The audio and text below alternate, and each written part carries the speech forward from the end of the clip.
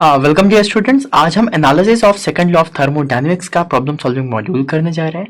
यहाँ पर कुछ क्वेश्चंस मैं आपको कराऊंगा और कुछ क्वेश्चंस आप खुद से करेंगे, जिसमें आप लोगों के प्रीवियस ईयर एग्जामिनेशन और आगे आने वाले एग्जामिनेशन के जितने भी इंपॉर्टेंट क्वेश्चंस हैं वो सारे क्वेश्चंस कराए जाएंगे। थ्योरी क्वेश्चंस हो या फिर न्यूमेरिकल क्वेश्चंस हो, उन सभी कॉन्सेप्ट्स को आज हम लोग यहाँ पर देखने वाले हैं। सबसे पहले आता है कि हम analysis of second law of thermodynamics में किस तरीके के क्वेश्चंस देख सकते हैं। तो जो इनसे थ्योरेटिकल क्वेश्चंस बनते हैं वो बनेंगे define the following terms like coefficient of performance क्या होती है, हीट पंप क्या है, रेफ्रिजरेटर क्या है।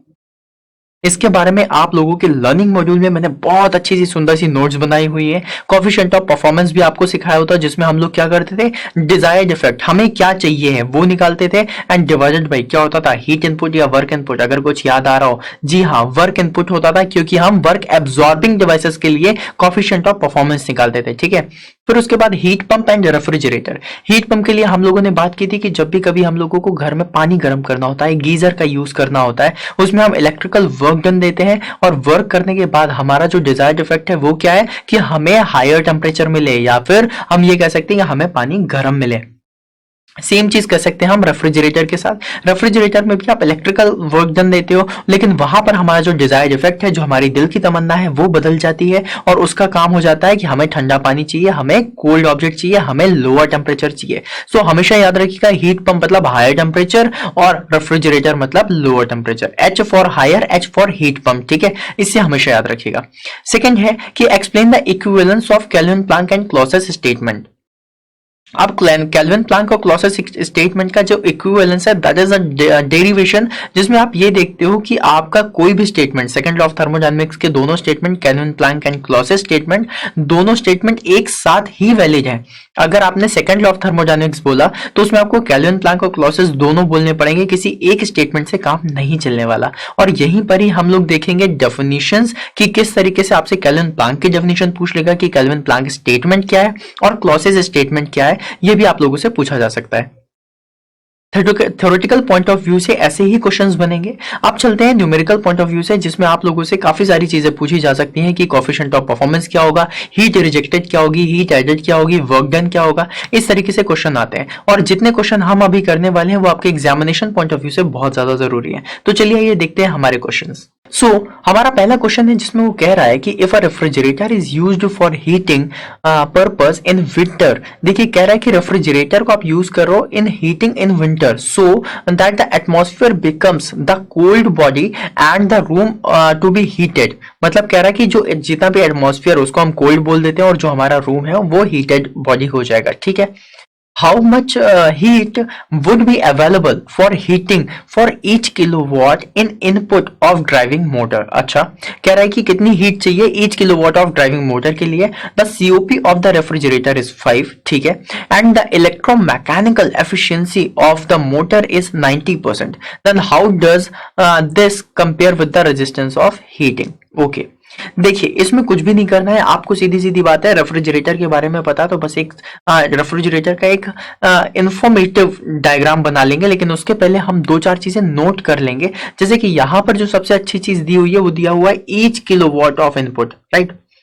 और इसमें दूसरी चीज जो बहुत अच्छी दी है वो दिया हुआ है कोएफिशिएंट ऑफ परफॉर्मेंस, किसकी, रेफ्रिजरेटर की दी हुई है, कितनी, 5 दी हुई है। और उन्होंने बोला है कि 90% क्या है, इलेक्ट्रोमैकेनिकल एफिशिएंसी है। 90% इलेक्ट्रोमैकेनिकल एफिशिएंसी है। ठीक है, तो आइए देखते हैं हमें इसे किस तरीके से सॉल्व करना। तो सबसे पहले हम सोर्स बनाएंगे, सोर्स। फिर क्या है, यहां पर हमारा रेफ्रिजरेटर लग रहा है, और यहां पर हमारा नीचे क्या होगा, सिंक, राइट। और इसमें हमको क्या करना पड़ता है, हमको इसमें वर्क प्रोड्यूस करना पड़ता है। वर्क प्रोड्यूस बोल रहा हूं, वर्क देना पड़ता है, वर्क इनपुट करना पड़ता है। और ये जो वर्क हम इनपुट कर रहे हैं उसमें इलेक्ट्रोमैकेनिकल, मतलब क्या कहने का है, क्या कि जो इलेक्ट्रिसिटी आ रही है, ठीक है, जिससे आप वर्क डन करोगे, जो आपका जो हीट में जाएगा, जो आपका हीट प्रोड्यूस करने के काम में आएगा, या फिर हीट ट्रांसफर करने के काम में आएगा, जो वर्क डन, उसकी जो एफिशिएंसी है वो कितनी है, 90% है। तो मतलब यहां पर जो एफिशिएंसी दे रहा है वो एक्चुअल की 90% है, ये याद रखिएगा। ठीक है, 90% है किसकी, W की, वर्क डन की, ठीक है। अब उन्होंने क्या पूछा है आप लोगों से कि आपको निकालना है कि ये जो है how does this compare with resistance heating, कि रेजिस्टेंस हीटिंग से आप इसको किस तरीके से कंपेयर कर सकते हो, ठीक है। और इसको अभी जिस तरीके से हम सॉल्व करेंगे तो इसमें हम देखते हैं कि रेफ्रिजरेटर की बात कर रहा है। अब रेफ्रिजरेटर में आपको जो जो चीजें चाहिए वो कैसे निकालोगे वो देखिए। We know that coefficient of performance क्या होती है, performance is COP equals to desired effect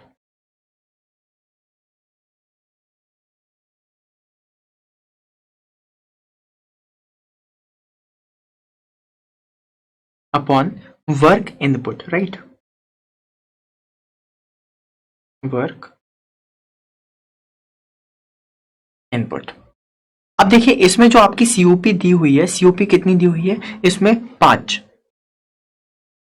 तो रेफ्रिजरेटर की जो COP दी है वो कितनी दी है, 5 दी हुई है, ठीक है, हमने मान लिया। लेकिन ये कह रहा है कि रेफ्रिजरेटर को आपको हीटिंग पर्पज में यूज करना है। तो अगर हीटिंग पर्पज में यूज करना है तो वो हीट पंप हो जाएगा, क्या आपको ये चीज फील आ रही है? तो अगर हीट पंप हो जाएगा तो उसके लिए भी बात करते हैं। और डिजायर्ड इफेक्ट क्या है, हमको जो वैल्यू है उसको हमें ईच किलो वॉट पे निकालना है, तो वो भी अभी हम देखते हैं, ठीक है। और ये क्या होता है आपका desired effect upon work input,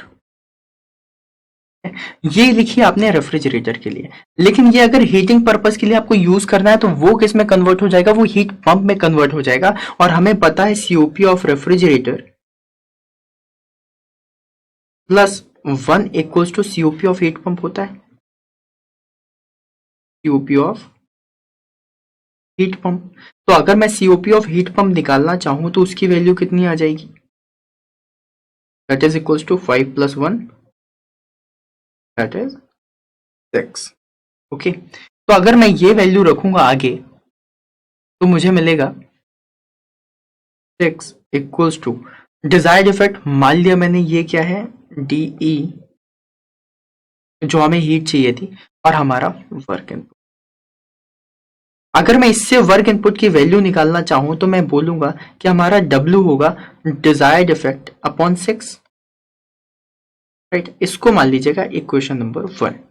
अब आप समझिए, उन्होंने बोला है जो आपका इलेक्ट्रिकल मोटर है, जो पावर है वो क्या कर रहा है, वो आपको 90% एफिशिएंसी दे रहा है किसकी, वर्क डन की। अगर आप लोगों ने थोड़ा सा इसको फील किया हो तो क्या मैं ये चीज लिख सकता हूं, that is electrical energy required, electrical energy required इसकी वैल्यू कितनी होगी, इसको मान लिया फॉर एग्जांपल ये E है, और वो कितना होगा, वो होगा 90% of the work done, right. तो अगर मैं इस मतलब एनर्जी रिक्वायर्ड कितनी है, 90% है किसकी, वर्क डन की। तो 90% ऑफ W, मैं इस तरीके से बोल सकता हूँ ये जो 90% है यही टोटल वर्क डन दे रहा है। तो अगर ये वर्क डन मुझे मिल रहा है तो क्या मैं इसको ऐसा लिख सकता हूँ कि जो मेरा E है वो कितना हो जाएगा, वो हो जाएगा W/90%, ठीक है।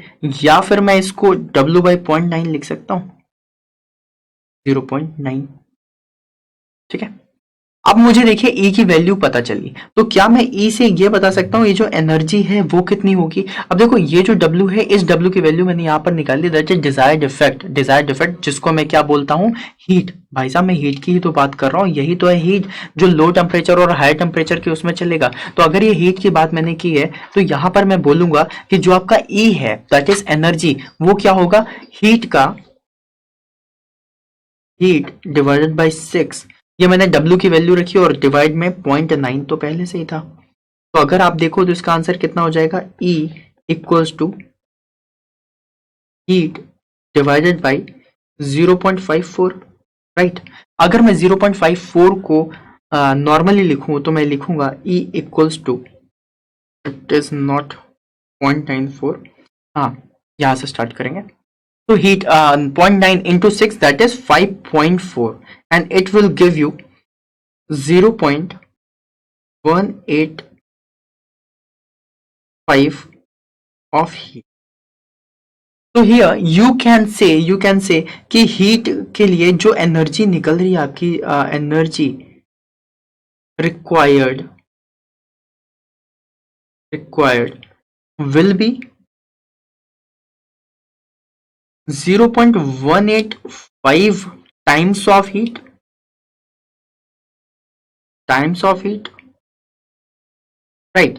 या फिर आप क्या बोल सकते हो, इट विल बी, और it will be 18.5% of heat. तो हमने ये चीज हमने 5 कर ली कि 18.5% ऑफ द हीट निकालेंगे। अब इसमें आगे देखिए, आगे हम क्या बता सकते हैं कि अगर उसने क्वेश्चन में पूछा है हमसे कि 1 किलोवाट पर आप कितनी हीट दोगे, ठीक है। अगर एनर्जी की बात करें और 1 किलोवाट पे हमसे पूछेगा तो हमें कुछ भी नहीं करना है, हीट की वैल्यू निकालनी है। 1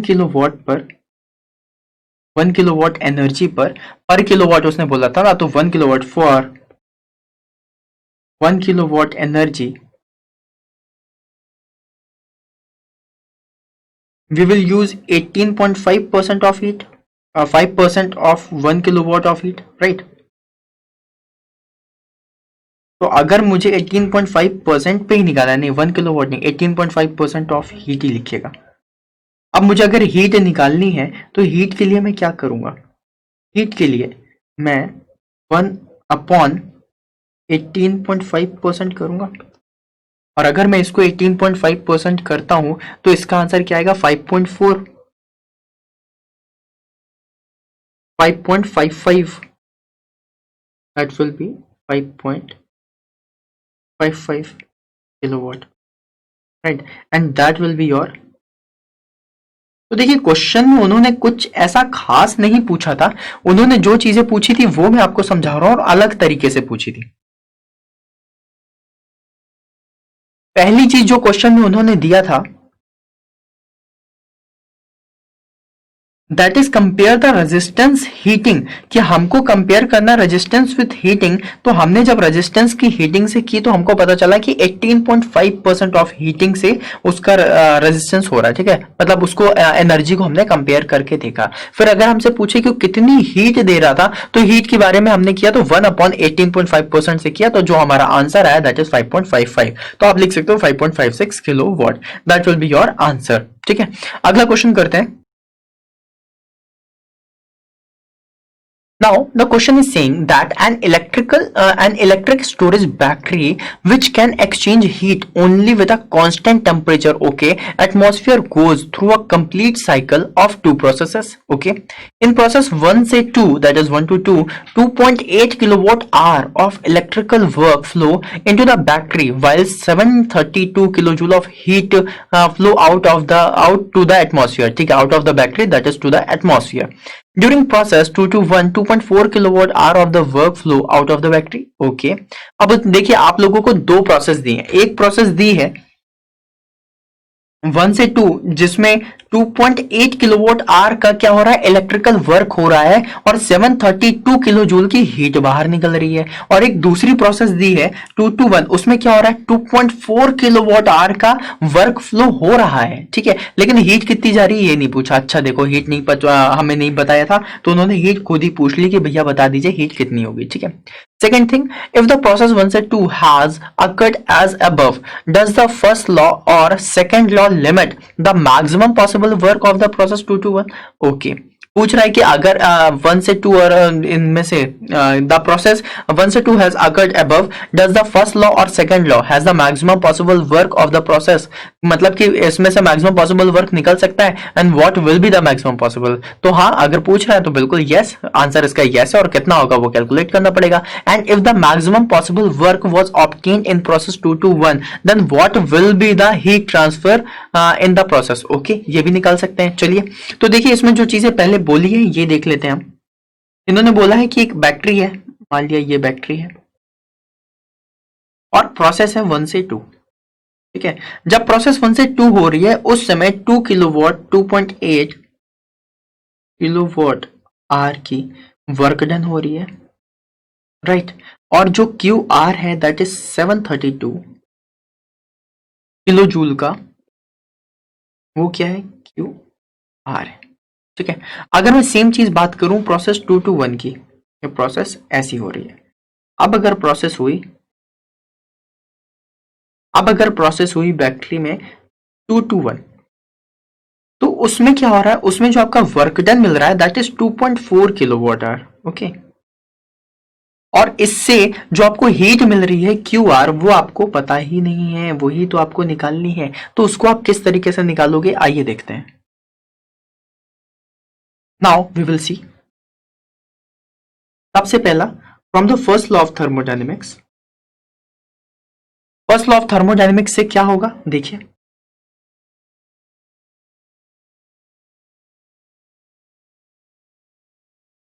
इन process 1 to 2, Q of 1 to 2 equals to delta E plus delta E 1 to 2, okay, plus work done इसमें होगा 1 से 2 में, ठीक है। अब देखो इसमें हीट रिजेक्टेड की वैल्यू कितनी दी हुई है, -732 kilo joule, right, equals to delta E 1 से 2 हमें नहीं पता, प्लस जो हमें वर्क डन दिया हुआ है वहां पर दैट इज 2.8 किलोवाट आवर में, ठीक है। तो किलोवाट आवर में है तो हमें इसे कितना किस में करना पड़ेगा, किलोवाट में करना पड़ेगा। और इसके लिए अपन क्या करेंगे, देखिए आवर से मिनट और मिनट से आपको सेकंड में करना, तो किससे मल्टीप्लाई करना पड़ेगा, 60 इंटू 60, 60 इंटू 60। तो you will gate of 1 to 2 minus of plus minus of what 10080। आप बोलोगे माइनस क्यों लगाए, माइनस इट इज बिकॉज क्योंकि आपने देखा work flow into the battery हो रहा है ना। अगर इनटू द बैटरी हो रहा है कहने का मतलब है सीधी सीधी बात है भाई साहब, जितना अगर into work done on the system है, ऑन द सिस्टम है तो नेगेटिव लेंगे, ठीक है। तो अगर मैं यहां से डेल्टा ई की वैल्यू निकालना चाहूं किलोवाट, तो डेल्टा ई की वैल्यू कितनी हो जाएगी, डेल्टा ई ऑफ 1 से 2 दैट विल बी 10080। मैं इधर लेकर गया तो ये पॉजिटिव हो गया, इस वाली टर्म को मैं इधर लेकर के आ रहा हूं तो ये पॉजिटिव हो गया, 10080 minus 732, and now you will get delta E of 1 to 2 will B 9348 kilo joule. ये तो मिल गई हमें पहली इक्वेशन, ठीक है। अब देखो सेम इक्वेशन है, मतलब जो इंटरनल एनर्जी है वो प्रोसेस में वो तो सेम ही होगी, बैटरी की अगर बात कर रहे हैं और सारी चीजें सेम चल रही हैं, तो अगर बैटरी की बात है तो क्या मैं ये बोल सकता हूं इन process 1, in process 2 to 1 what will you get, in process 2 to 1 delta E of 2 to 1 will be, देखो जब भी कभी आप इस तरीके से निकालो तो इसमें आप लोग क्या करोगे, देखो डेल्टा ई की वैल्यू आपको नहीं पता लेकिन आपको पता है सेम प्रोसेस है, और जब भी प्रोसेस कभी अगर ऐसी प्रोसेस जा रही है क्लॉकवाइज हो रही है, अगर फिर से एंटी क्लॉकवाइज हो जाए, ठीक है, ऐसी हो जाए, तो जब भी कभी एंटी क्लॉकवाइज हो जाए तो आपको कुछ भी नहीं करना है, सिर्फ और सिर्फ नेगेटिव साइन के साथ सेम चीज लिख देनी है, that is 9348 kilo joule. That will be the process for 2 to 1। 1 से 2 में जो चीज पॉजिटिव होती है 2 to 1 में नेगेटिव होनी पड़ती है, रिवर्सिबिलिटी के लिए आपको याद होगा, ठीक है। तो आपको डेल्टा ई की वैल्यू मिल गई 2 to 1 में, राइट। अब एक चीज और देखिए, यहां पर 2.4 किलोवाट आवर आपको वर्क डन दिया हुआ, और ये वर्क डन कौन सा है, 2.4 kilo work flow out of the battery. अगर आउट ऑफ द बैटरी बोल रहा है मतलब पॉजिटिव वर्क होगा, तो ये 2.4 का पॉजिटिव है, तो 2.4 positive kilowatt hour will become 2.4 multiplied by 60 into 60, and it will give you 8640 kilo joule, right. अब देखिएगा जो बात हो रही है, हमें निकालना है हीट 2 to 1 की, तो Q of 2 to 1 will be delta E2 that is 9348 9348। अब वर्क डन पॉजिटिव है so positively 8640, and you will get that is minus of 708 kilojoule. That will be of Q of 2 to 1. तुम्हारा हो रहा है, ठीक है। अब ये जो वैल्यू आई है, ये वैल्यू क्या है, ये है हीट फ्लो। अब कहाँ होगा heat flow? To the atmosphere, क्योंकि माइनस का साइन लगा है। तो लिखिएगा 10 heat flow of 708 kilojoule will go to the atmosphere. Okay.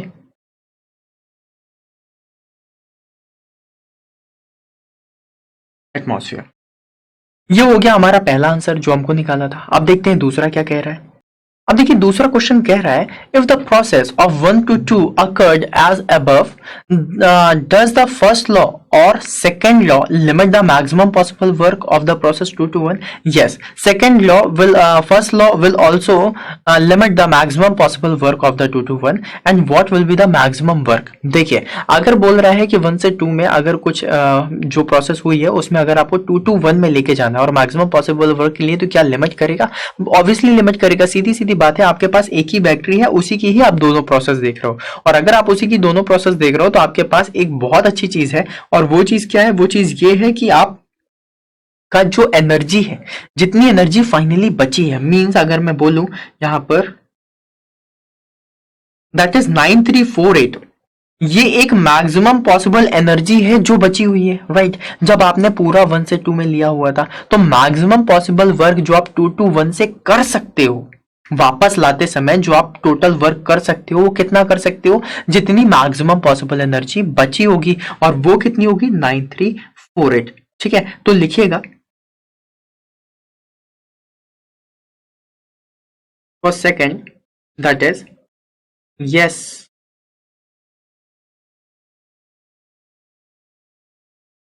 From the first law of thermodynamics we can limit the, yes, from the first law of thermodynamics we can limit the maximum possible work, and it will be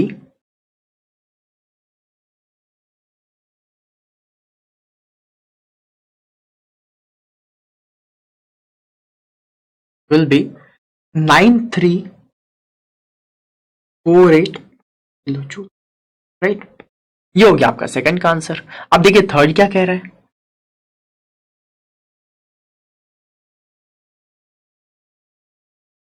The third question is saying that if the maximum possible work was obtained in process 2 to 1, then what will be the heat transfer in the process. अच्छा, कह रहा है कि अगर हमने 2 to 1 में, मतलब वापस आते समय मैक्सिमम पॉसिबल वर्क ले लिया, अभी हमने 2 to 1 में मैक्सिमम पॉसिबल वर्क कितना देखा है? 9321 का, तो फिर हमें what will be the heat transfer in the process. Okay,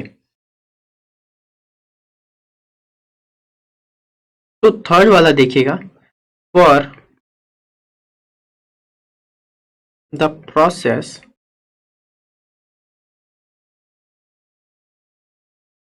2 to 1, ठीक है, for the process 2 to 1 we have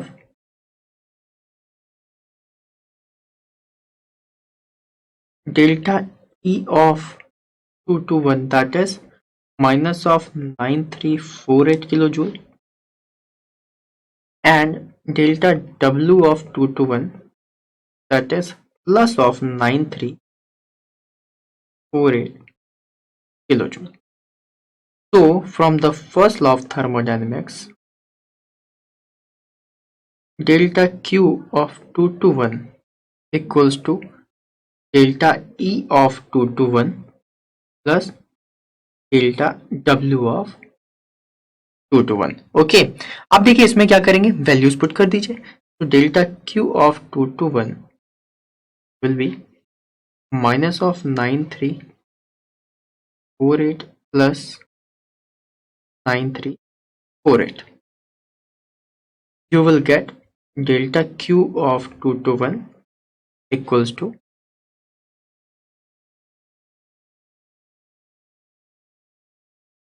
ठीक है, so this way you can solve the question of Q, जिस तरीके से आपने निकाला क्यू, फिर आप लोगों ने निकाला डेल्टा डब्ल्यू डेल्टा ई। अगर आप इस तरीके से क्वेश्चन करोगे तो आपको मैक्सिमम पॉसिबल मार्क्स भी मिलेंगे, जिस तरीके से हमने मैक्सिमम पॉसिबल वर्क और मैक्सिमम पॉसिबल एनर्जी निकाली है। ठीक है, तो चलिए ये देखते हैं हमारा नेक्स्ट क्वेश्चन। यस, तो चलिए करते हैं हमारा थर्ड क्वेश्चन, और third question is saying that a house hold refrigerator is maintained at a temperature of 2 degree centigrade. Okay, सबसे पहले जो चीज दी हुई है उसको हमें नोट कर लेना है, दैट इज 2 डिग्री सेंटीग्रेड पर एक टेम्परेचर को मेंटेन कर दिया गया है। Every time the door is open warm material is place inside. जितनी बार भी दरवाजा खोलोगे कुछ गर्म सामान आप अंदर रखोगे, introducing an average of 420 kilo joule of heat. ठीक है, मान लिया, but making only a small change in the temperature of the refrigerator। ठीक है, the door is open 20 times a day। 20 बार आप दिन में डोर को ओपन करते हो, and the refrigerator operates 15% of its ideal COP। मतलब आइडियल सीओपी पे 15% पर ही ये रेफ्रिजरेटर काम कर रहा है। ठीक है, and the cost of the work is rupees 250, oh sorry 2.50 rupees per kilowatt hour. ठीक है, what is the monthly bill for this refrigerator? Monthly bill कितना आएगा if the atmospheric temperature is 30 degree centigrade. बहुत ही simple सा question है, कुछ भी इसमें ऐसा कुछ नहीं कहा गया है, सिर्फ आपको डेटा जो दिए हुए हैं उसी डेटा पर ही आपको आंसर्स निकालने हैं। ठीक है, और हमें सिर्फ दो ही चीजें पता है कि हमें कितनी हीट कैलकुलेट करनी है, कितना वर्क डन आएगा और कितनी इसकी सीओपी आएगी। सिर्फ तीन चीजें पता है, हम इन्हीं तीन चीजों पर ही हम सारे के सारे क्वेश्चन को करेंगे। ठीक है, तो सबसे पहले जो क्वेश्चन कह रहा है उसको हम लोग देख लेते हैं, that is question is saying that atmospheric temperature is 30 degree centigrade, right? 30 degree centigrade, that is 303 degree kelvin. अब ये कैसे आया? 273 प्लस 30 कर दोगे आपका आंसर आ जाएगा। ठीक है, और ये कह रहा है कि ये जो है इसका रेफ्रिजरेटर आर, ये कितने टेम्परेचर पर मेंटेन्ड है? ये टेम्परेचर पर मेंटेन्ड है 2 degree centigrade, right? 2 degree centigrade या फिर 275 डिग्री केल्विन। ओके, ये चीज आपको समझ में आ गई, और इसमें से हमें क्या करना पड़ेगा? वर्क डन देना पड़ेगा, वर्क डन देना पड़ेगा। तो फर्स्ट ऑफ ऑल हम क्या कैलकुलेट करेंगे? हम इसकी आइडियल सीओपी कैलकुलेट करेंगे और उससे 15% की वैल्यू निकालेंगे जो उसकी एक्चुअल रेफ्रिजरेटर की सीओपी आएगी।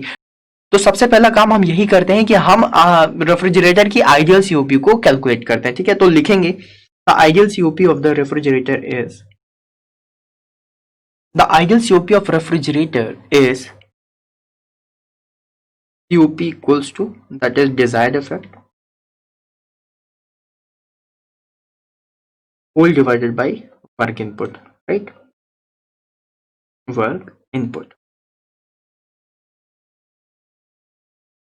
या फिर आप इसे इन टर्म्स ऑफ टेम्परेचर भी लिख सकते हो, और वो क्या होगा? सॉरी, टेम्परेचर में भी लिख सकते हो और हीट में भी लिख सकते हो, बट हमें यहाँ पर आंसर किस में निकालना है? हमें यहाँ पर आंसर निकालना है आपका टेम्परेचर के टर्म्स में। तो आपका आंसर क्या होगा? That is COP equals to T lower divided by T higher minus T lower, right? तो अगर मैं इससे कैलकुलेट करूंगा तो टी लोअर की वैल्यू क्या है? That is 275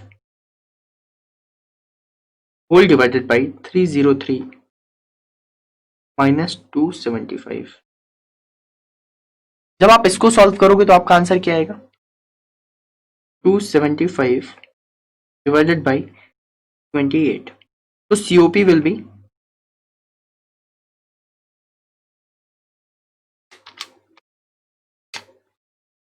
9.821। 9.821 ये क्या है? ये आइडियल सीओपी है। क्या है ये? Ideal COP. यहां पे लिखे ये क्या है? Ideal COP.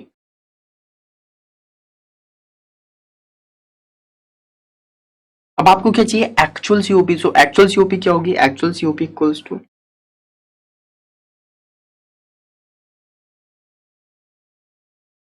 Ideal COP 15% of ideal COP, right?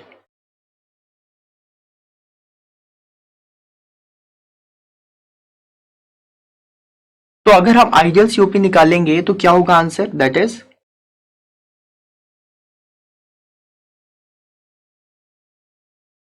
15/100 multiplied by 9.821। Okay, और जब इससे आप एक्चुअल सीओपी निकालोगे तो उसकी वैल्यू आएगी 1.473।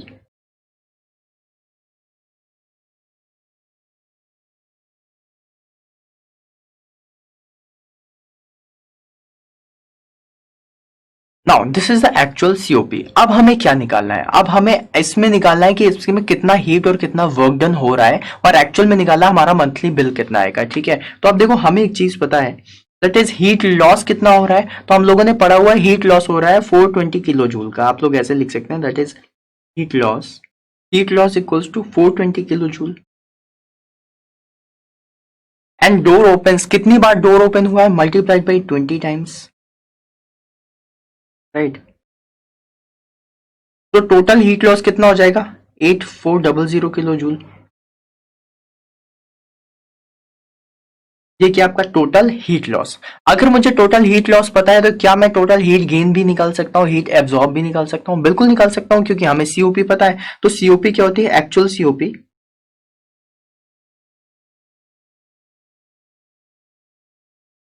Equals to Q lower, that is heat loss, divided by Q higher minus Q lower, right. हमें क्यू हायर की वैल्यू चाहिए, तभी हम वर्क डन निकाल पाएंगे। That is 1.473 equals to Q lower की वैल्यू कितनी है, 8400 divided by Q higher minus 8400। जब हम इसको सॉल्व करेंगे तो हमारी क्यू हायर की वैल्यू आएगी, इसमें हमने क्या किया है, क्यू हायर माइनस 8400 को इस साइड लेकर के गए, इससे मल्टीप्लाई किया। अब इससे अगर मैं क्यू हायर की वैल्यू निकालना चाहूँ तो वो वैल्यू होगी हमारी Q higher equals to 8400 divided by 1.473। तो क्यू हायर इक्वल्स टू 14102। ठीक है, हमें अब क्यू हायर की वैल्यू मिल गई। अब हम क्या निकालेंगे, work done, work done on the system. ठीक है, अगर मुझे निकालना है work done on the system या फिर वर्क डन ऑन रेफ्रिजरेटर, तो हम उसकी वैल्यू क्या निकालेंगे, दैट इज वर्क डन, या नेट वर्क डन भी आप बोल सकते हो। ठीक है, net work done equals to 14102.647 minus of 8400। ये क्या लिखा है हमने, ये लिखा है Q higher minus Q lower. इससे हमारा डब्ल्यू डी की वैल्यू आएगी, राइट। तो आंसर क्या आएगा हमारा, दैट इज 5702.64 किलो जूल।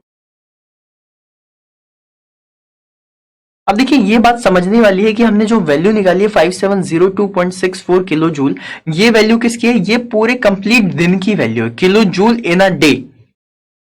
ठीक है, in day, kilo joule per day, हम टोटल इतना किलो जूल निकाल रहे हैं। अगर मुझे यही वैल्यू 1 घंटे में चाहिए होगी तो मैं क्या करूंगा, सीधी सीधी बात है, तब हमें क्या करना पड़ेगा, हमें वैल्यू इस तरीके से निकालनी है जैसे किलोवाट की वैल्यू हमें पता होती है। किलोवाट क्या होता है, पर सेकंड में हम वैल्यू निकालते हैं और उसको पर आवर में करते हैं। ठीक है, तो उसके लिए आपको कुछ भी नहीं करना है, इसको 3600 से डिवाइड कर देना, तो किलोवाट आवर में आपका आंसर आ जाएगा। सो वर्क डन की वैल्यू कितनी आएगी,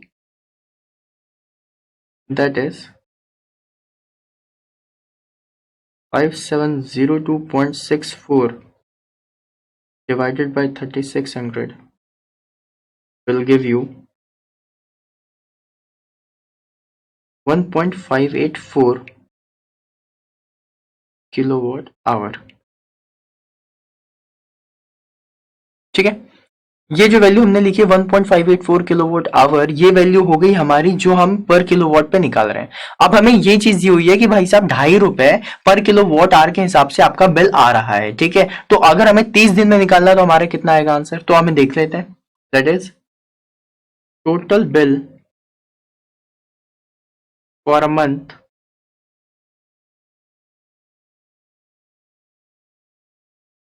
will be 1.584 multiplied by 2.5 multiplied by 30, and you will get the answer,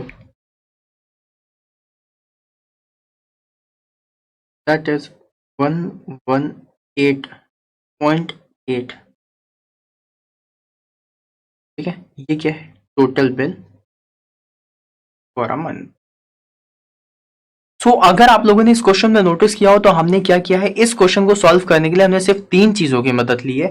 एक सीओपी से हमने निकाल लिया है कि हमारा हीट ट्रांसफर कितना होगा, क्यू हायर और क्यू लोअर की वैल्यू, और क्यू हायर क्यू लोअर की वैल्यू का डिफरेंस क्या होता है, वर्क डन होता है। वर्क डन को हमने किलोवाट आवर में चेंज किया, फिर उसके बाद उन्होंने लिखा था किलोवाट आवर में 1 किलोवाट आवर की वैल्यू ₹2.5 है, तो फिर 1.584 किलोवाट की आवर की वैल्यू कितनी होगी, मल्टीप्लाइड बाई 250 और फिर उन्होंने बोला कि अगर मंथली इस तरह चलना हो तो मंथ में हमने माना कि मंथ में हमारे सिर्फ 30 डेज है, और 30 डेज होने की वजह से जो हमारा आंसर है वो आया 118.8 रुपीज। ठीक है, तो इस तरीके से आपको इस क्वेश्चन को सॉल्व करना है और मैक्सिमम मार्क्स गेन करने हैं। चलिए आइए देखते हैं हमारा next question. The question is saying that a heat engine operating between two reservoirs at 1000 Kelvin and 300 Kelvin is used to drive a heat pump, okay, which extracts heat from reservoir at 300 Kelvin at the rate twice that at which the engine rejects heat to।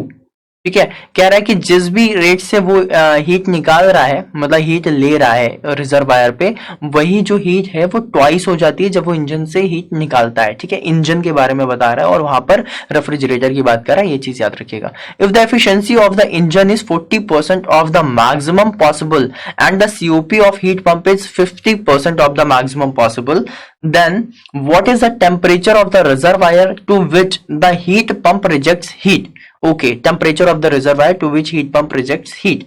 What is the rate of heat rejection from the heat pump if the rate of heat supply to the engine is 50 kilowatt? Okay, okay, ठीक है। देखिए इसमें इन लोग इसने जो question पूछा है, question में 2-4 चीजें जो आपको बहुत ही अच्छे से मार्क करने वाली हैं। सबसे पहली चीज कि इन्होंने दोनों चीजें बताई हैं और ये बताया है कि एक हीट इंजन है, हीट इंजन जो ऑपरेट हो रहा है दो रिजर्वायर के बीच में, और एक है 1000 और एक है 300। ठीक है, और ये जो आपका हीट इंजन है वो क्या कर रहा है, use to drive a heat pump which extract heat from a reservoir at 300 kelvin. ये चीज समझ में आई? अगर नहीं आई है तो देखिए अभी आपको सिखाता हूं किस तरीके से करना है। इसका डायग्राम बनाइएगा। दैट इज, ये क्या है, 1000 केल्विन। ओके, और इसी से ही आपकी हीट निकल के आ रही है, और इसी के बीच में आपका क्या लगा हुआ है, हीट इंजन लगा हुआ है। That is heat engine. ठीक है, और इस हीट इंजन से कनेक्टेड है आपका सिंक जिसका टेम्परेचर है 300 केल्विन। ठीक है, अब कह रहा है इसी 300 केल्विन के जो आपका है, इससे क्या लगा हुआ है, इससे आपकी लगी हुई है हीट की, हीट पंप कनेक्टेड है। ठीक है, तो इसी से ही आपको एक हीट पंप कनेक्ट कर देना। लीजिए कर देते हैं हीट पंप कनेक्ट।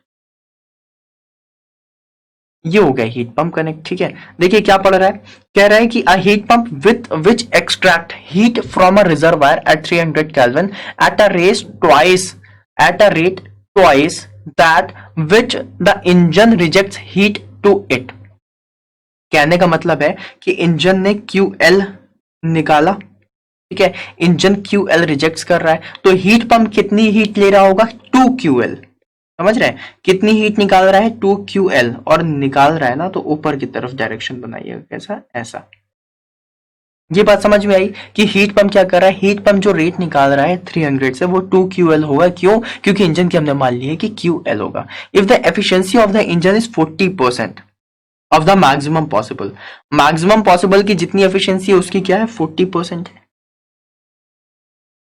और जो COP है वो कितनी है, 50% है। ठीक है, मैक्सिमम पॉसिबल की, इसको अपन कनेक्ट कर देते हैं यहां से। ठीक है, अब देखिए ये चीज जो आपने समझ ली, अब उसके बाद कह रहा है what is the temperature of the reservoir eight which heat pump rejects heat. ये जो हमने टेम्परेचर ऑफ द रिजर्वायर बनाया हुआ है, तो इसको हमने 1000 लिया हुआ है। यहाँ पर 1000 ना होकर के यहाँ पर जो कुछ है ये कुछ ऐसा कहने की कोशिश कर रहा है कि इसका टेम्परेचर कितना होगा। ठीक है, मतलब हीट पंप से देखो सेम है कनेक्टेड है 300 से, लेकिन किस में हीट ज्यादा जा रही है वो आपको निकालना है। ठीक है, reservoir at the heat pump rejects heat, and what is the rate at which heat rejection from the heat pump if the rate of the heat supply to the engine is। heat की बात की है Q higher की, और वो Q higher की value दे दी है कि 50 किलोवाट है। ठीक है, और हमसे बाकी सारी चीजें पूछ ली हैं कि इसकी वैल्यू क्या होगी, इसकी value. Q higher of the heat pump, ठीक है, क्यू ऑफ एचपी ये कितना होगा, ठीक है। तो चलिए ठीक है, अगर कभी कुछ ऐसा क्वेश्चन आएगा तो आप इसको किस तरीके से सॉल्व करोगे ये हम बताते हैं। क्वेश्चन को सॉल्व करने के लिए सबसे पहले efficiency of the heat engine निकाल लीजिएगा। तो लिखिएगा we know the efficiency of the heat engine is, heat engine is T higher minus T lower upon T higher, right. अगर आप इसे सॉल्व करोगे तो आपका आंसर कितना आएगा, that is 1000 minus 300 divided by 1000। जब आप इसे सॉल्व करोगे तो आपको पता चलेगा efficiency of the heat engine कितनी है, दैट इज 0.7 और 70%, ठीक है। ये क्या है, आइडियल केस है। आइडियली इसकी इतनी होनी चाहिए थी हीट इंजन की, बट हीट इंजन में आपको एफिशिएंसी कितनी मिल रही है, 40%, ठीक है। तो इसकी जो एफिशिएंसी हो जाएगी actual efficiency of the heat engine equals to 40%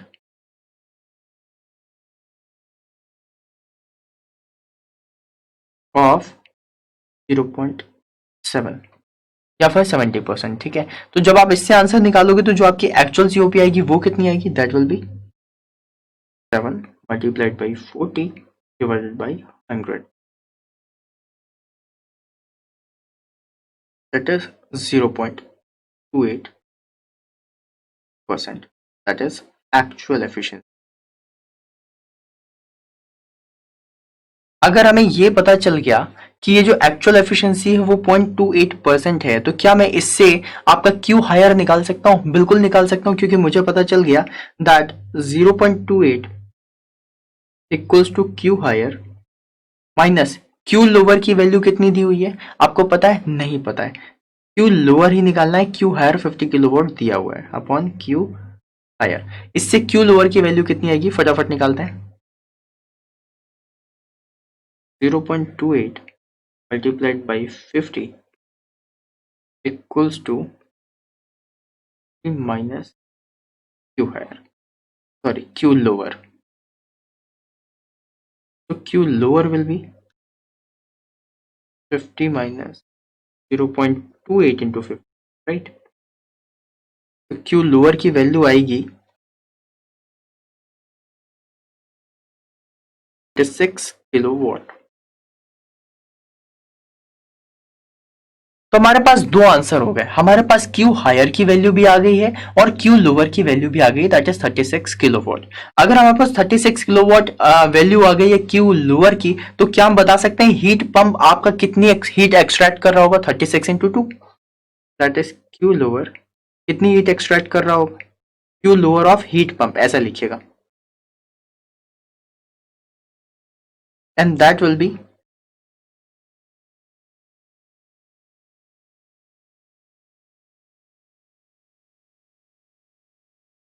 72 kilowatt, mean 72 kilowatt की हीट एक्सट्रैक्ट कर रहा है, ठीक है। अब आपको ये बताना है कि जो 72 किलोवाट की हीट इसने एक्सट्रैक्ट की है, तो आपका टोटल क्यू हायर जो वो हीट रिजेक्ट करेगा किसमें, आपके रिजर्वायर में, उसकी वैल्यू कितनी होगी। तो इसमें देखते हैं क्वेश्चन में हमें और क्या इन्फॉर्मेशन दी हुई है। It is given that COP of the heat pump is 50% of the maximum possible, ठीक है। What is the temperature of the reservoir to which heat pump rejects heat? What is the rate of the heat pump? Rate of the heat rejection from the heat pump if the rate of the heat supply to the engine is 50 kilowatt. Heat supply to the engine is 50 kilowatt, and यहाँ पर एक चीज और लिखी है that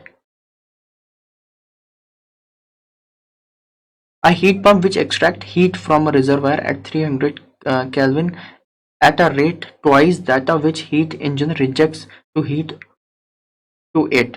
okay, QL की value 2 QL निकाल दिया, हमें हीट पंप की वैल्यू चाहिए है, और उसमें इन्होंने बोला है कि what is the rate of heat rejection.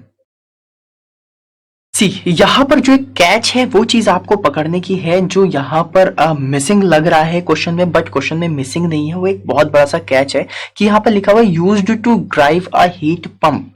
ठीक है, लिखा एक ऑपरेटिंग हीट इंजन है जो हीट पंप को ड्राइव कर रहा है। मतलब एक चीज यहां पर है कि जो आपका हीट इंजन से वर्क डन निकलेगा, जो आपका हीट इंजन से वर्क डन निकलेगा वो सीधा हीट पंप में जाएगा, राइट। तो आपको अब वर्क डन की अगर वैल्यू पता है तो आप क्यू हायर भी निकाल सकते हैं और क्यू हायर के बाद आप इसका टेम्परेचर भी निकाल सकते हैं। सिर्फ यही वाला एक कैच था जिसके लिए क्वेश्चन को दोबारा देखा गया।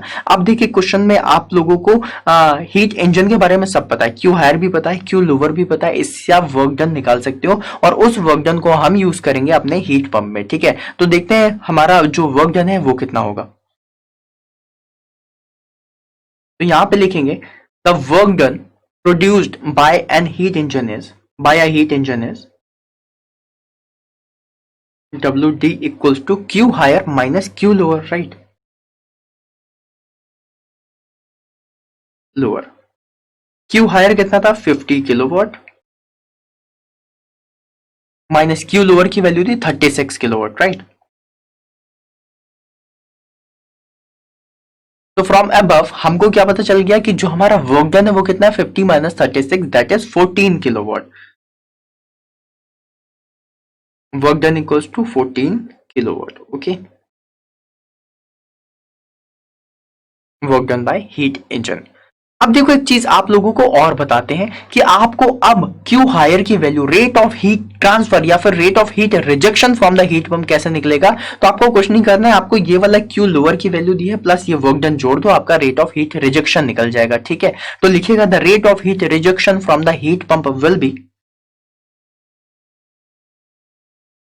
From the heat pump will be Q lower of heat pump plus WD of heat pump, right? And that will be 76 plus 14. It will give you 90 kilowatt. That is Q higher of heat pump. अब हमारे पास heat pump की भी सारी values आ गई हैं, इसको भी हम लिख देते हैं। क्यू हायर की वैल्यू कितनी है 90 किलोवाट। अगर हमें 90 किलोवाट की वैल्यू भी मिल गई, अब हमें टी हायर वैल्यू चाहिए और टी हायर वैल्यू के लिए हम क्या करेंगे, बस यही जो सीओपी हम लोग निकालते हैं क्यू के टर्म्स में, वही सीओपी से हम निकाल सकते हैं आपका आंसर टी के टर्म्स में। ठीक है, वैसे भी निकाल सकते हैं या फिर अगर ये रिवर्सिबल साइकिल है, रिवर्सिबल हीट पंप है, तो हम क्यू का टेम्परेचर के टर्म्स में भी आंसर निकाल सकते हैं। दो तरीके हैं, दोनों से आपको दिखाता हूं। From the COP of the heat pump, Q higher divided by Q higher minus Q lower। ठीक है, Q higher की value that is 90 divided by Q higher 90 minus 70 four 2।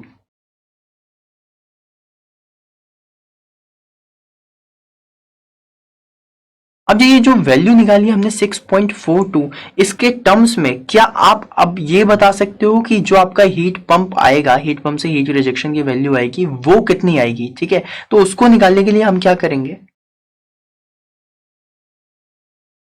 सबसे पहली चीज ये समझनी पड़ेगी कि ये जो सीओपी निकली है, ये सीओपी क्या है, ये एक्चुअल सीओपी का क्या है 50% है। ठीक है, आइडियल सीओपी की 50% निकली है क्योंकि हमने जो actual in terms of temperature निकालते हैं फिर उसी का ही 50% लेकर के हमने आंसर निकाला था। ठीक है, अगर आप लोगों को याद आ रहा होगा कि हम लोगों ने किस तरीके से आंसर निकाले थे, सबसे पहले ऊपर आपको दिखाता हूं, फिर उसके बाद बताऊंगा कि किस तरीके से इसके आंसर निकलेंगे। सी, हमने जो मैक्सिमम सीओपी निकाली थी हीट इंजन की एफिशिएंसी वो 70% निकाली थी, लेकिन 70 का 40% हमने निकाल करके 0.28 रखा था और 0.28 रखने के बाद हमने क्यू हायर और क्यू लोअर की वैल्यू निकाली थी। ठीक है, मींस जो वैल्यू आई है वो 0.28 एफिशिएंसी पे आई है। तो अब जो हमने पहले वैल्यू निकाली 2 क्यूएल की और आपकी क्यू हायर की, वो वैल्यू क्या 50% है। ठीक है, तो उसको 100% करके आंसर निकालना पड़ेगा। तो अभी आपको दिखाते हैं। तो सीओपी जो आपकी आई है वो क्या है, 50% है, ठीक है। तो अगर मैं इससे टेम्परेचर निकालना चाहूं तो ये तो 50% सीओपी है, तो इसको मैं डबल करूंगा तभी वो 100% होगी। तो इसको मल्टीप्लाई बाई 2 करेंगे, that is 6.42 multiplied by 2 will be T higher divided by T higher minus T lower, ठीक है। इसको सॉल्व करते हैं, आपका आंसर आ जाएगा। ये 2 क्यों किया है, जस्ट टू मेक इट 100%, ठीक है। तो that will be,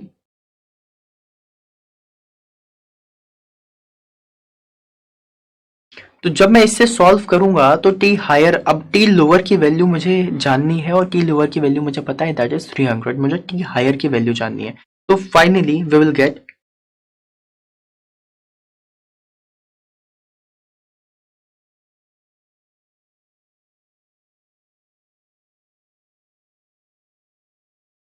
divided by,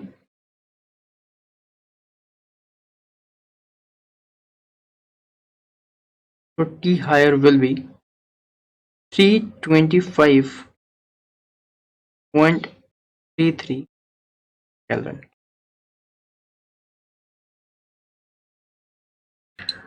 तो ये होगा आपका एक्चुअल आंसर जिससे आपने फाइनली आंसर निकाला। तो आपको टी हायर की वैल्यू भी मिल गई और टी हायर मिल गया, और क्यू हायर जो हीट पंप रिजेक्ट करता है उसकी वैल्यू भी मिल गई। सो इस तरीके से हमें इस क्वेश्चन को सॉल्व करना है, ठीक है। सो हम लोगों ने यहाँ पर फोर्थ क्वेश्चन भी कर लिया है।